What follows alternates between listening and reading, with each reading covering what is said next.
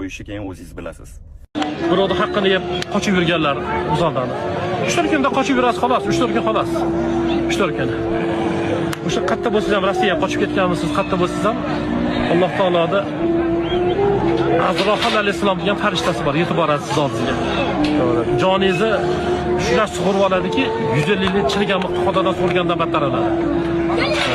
Lekin birov yana aytyapmiz, birovni haqqini yemagan, to'g'ri mehnat qilib yurgan, savdogarchilikni qanaqa holatda halol mehnat qilib yurganlar o'limdan qo'rqmaylar. O'lim bu baxt o'zi asli. Shunday bo'ladi.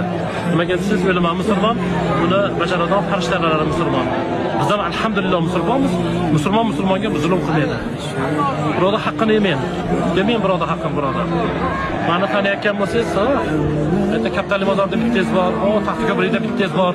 Ana bitta Saddada aka-ukalar bor, kombinatda bolalar. Hamma ko'ryapsiz, tasmintadan ko'rdi. Taxta ko'prikda bittasi bor. $900 haqqim bor. Ko'rib turgan bo'lsalar beringlar. Yo'q, gap beringlar bas.